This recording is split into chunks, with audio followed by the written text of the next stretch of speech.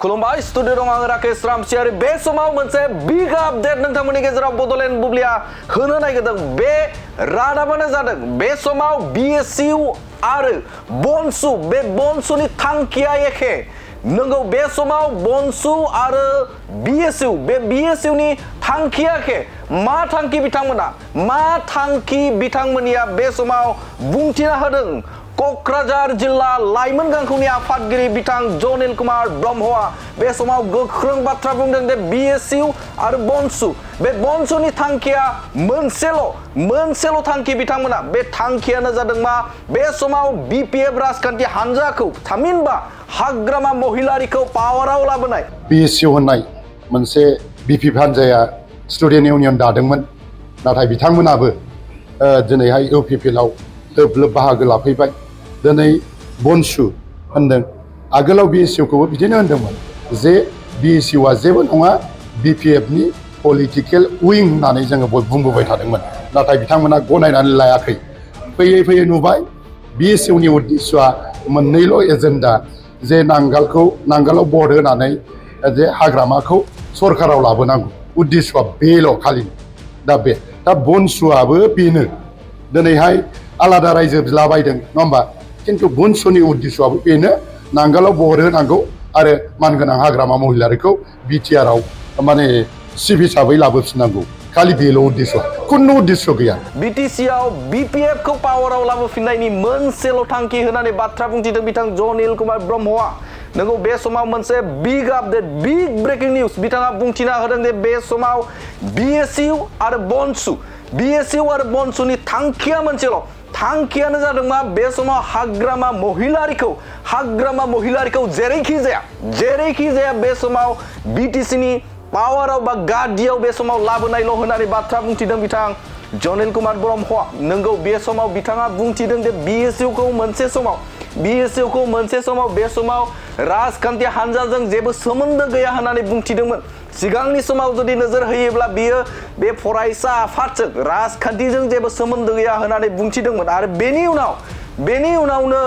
नुनो मोनबाय जे बे समाव बिपिएफ राजखान्थि हानजानि राजखान्थियारि विंस होननानै मिथिनो मोनबाय आरो गुबुन फारसेजों बनसु जाय फरायसा आफाद बा माहारियारि फरायसा आफाद होननानै बे समाव आन्दलन खालामदों बे समाव जै बर' हारिनि होननानै बाथ्रा बुंदों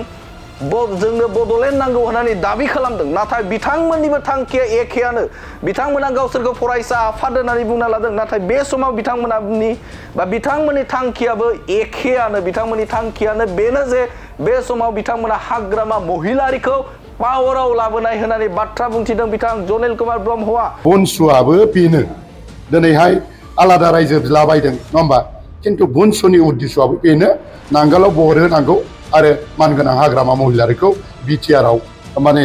चिफ हिसाबै लाबोफिननांगौ खालि बेल' उद्देश्यआ खुनु उद्देश्य गैया नंगौ इउपिपिएल राजखान्थि हानजानि क'क्राझार जिल्ला इउपिपिएल राजखान्थि हानजानि लाइमोन गांखौनि बिथां आफादगिरि जनिल कुमार ब्रह्मआ मैया बे बाथ्राखौ बुंथिनायखौ नुनो मोनदों जानानै थांनाय इउपिपिएल राजखान्थि हानजानि बिपिएफ राजखान्थि हानजानिफ्राय फैनाय जे लोब लाइमोनफोर गासै 60 बिपिएफ सापर्टारफोरा बे समाव इउपिपिएलआव जगदान जानानै बे बाथ्राखौ बुंथिदों बिथां जनिल कुमार ब्रह्मआ आरो बेनि अनगायैबो बे हाबाफारियाव बाहागो लादोंमोन फुं सोद्रोमा बिथां निलुत स्वर्गियारिजों लोगोसेनो गोबां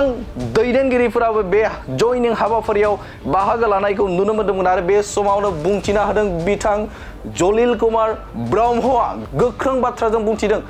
बिएसइउ आरो बनसु बिथांमोननि थांखिया एखे थांखिया मोनसेल' बिथांमोननि थांखिया हाग्रामा महिलारिखौ फिन बिटिसिनि गादियाव बे समाव लाबोफिननाय बिथांखौ पावाराव लाबोफिननाय बे मोनसेल' थांखि होननानै बुंथिदों बिथां जनिल कुमार ब्रह्मआ आरोबाव बिथाङा मा बुंथिबावदों नोंथांमोननि गेजेराव बड'लेण्ड बुब्लिया होनि बिएसइउ होननाय मोनसे बिपिएफ हानजाया स्टुडेन्ट इउनियन दादोंमोन नाथाय बिथांमोनाबो दिनैहाय इउपिपिएलआव लोब बाहागो लाफैबाय दिनै बनसु होनदों आगोलाव बिएसइउखौबो बिदिनो होनदोंमोन जे बिएसइउआ जेबो नङा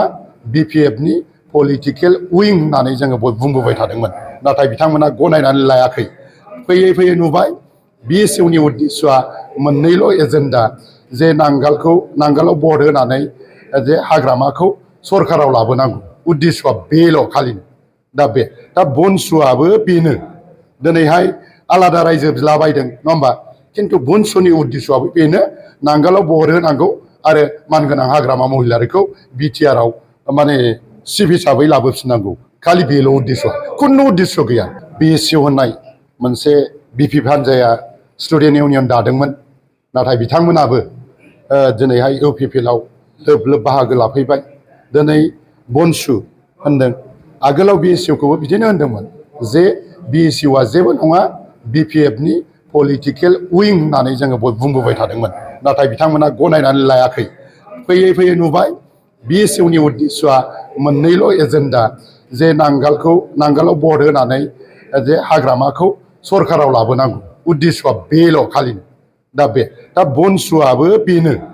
दिनैहाय आलादा रायजो बिलाबायदों नङा होमबा खिन्थु बनसुनि उद्देश्यआबो बेनो नांगालाव बहर होनांगौ आरो मानगोनां हाग्रामा महिलारिखौ बिटिआरआव माने चिफ हिसाबै लाबोफिननांगौ खालि बेल' उद्देश्यआ खुनु उद्देश्य गैया दिनैहाय पाटगाव बिसमुरि आरो कारिगाव बिनि लाइमोनफोरा बिपिएफ दोलोनिफ्राय जोंनि इउपिपिएल दोलोआव हाबफैदों बेनिखायनो बिथांमोननिसिम जोबोद गोजोननायखौ जासिदों थारैनो बिथांमोना सोलायनायखौ लुगैदों होननानै आं सानो आथिखालाव एनडिएनि थासारिया जेननाय देरहानाया बेसेबांखिनि रोखा जानानै दिनै साननानै बयबो नुदों बा साननो हायो जे बिटिआर हालामावनो दिनै साफ्रोमबो बिटिआर हालामनि रायजो राजाफ्रा सोलायनायखौ लुगैदों आरो सोलायनायनि थाखाय खामानिबो मावनो थाखाय आवगायबोगासिनो दङ दिनै बिएसइउ होननाय मोनसे बिपिएफ हान्जाया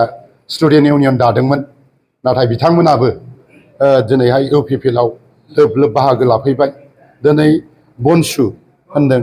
आगोलाव बिएसइउखौबो बिदिनो होनदोंमोन जे बिएसइउआ जेबो नङा बिपिएफनि पलिटिकेल उइं होननानै जोङो बुंबोबाय थादोंमोन नाथाय बिथांमोना गनायनानै लायाखै फैयै फैयै नुबाय बिएसइउनि उद्देश्यआ मोननैल' एजेन्डा जे नांगालाव बहर होनानै जे हाग्रामाखौ सरकाराव लाबोनांगौ उद्देश्यआ बेल' खालिनो दा बनसुआबो बेनो दिनैहाय आलादा रायजो बिलाबायदों नङा होमबा खिन्थु बनसुनि उद्देश्यआबो बेनो नांगालाव बहर होनांगौ आरो मानगोनां हाग्रामा महिलारिखौ बिटिआरआव माने चिफ हिसाबै लाबोफिननांगौ खालि बेल' उद्देश्यआ खुनु उद्देश्य गैया बिथांमोना गोबांथार लाइमोनफोरखौ जयेन जानाय नुनो मोनदों लाइमोनफोरखौ लानानै माबायदि सिमां दं मिजिं दं माबायदि हाबा मावनो दिनै जों नुबोबाय जायफोरा बिटिआर हालामाव मोनसे गिलुंलुं थासारिमोन जोंनि बिटिआरनि मानगोनां बिटिआरनि चिफआ दिनै इयुथ्सफोरनि थाखाय गोदान मोनसे हाबाफारि लाबाय थानायखौ जों साफ्रोमबो नुनो मोनदों दिनै आइएसपिएल लाबोदों जे इयुथ्सफोरखौ जोङो गेलेनायाव मारैहाय बाहागो लानो हायो गेलेनाय फारसे मारै लाबोनो हायो बेबायदि मोनसे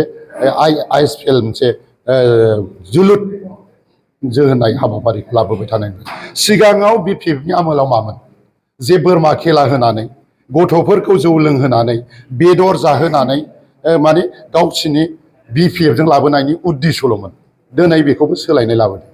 जे बिटिआर हालामाव एसियानि गोजामसिन माने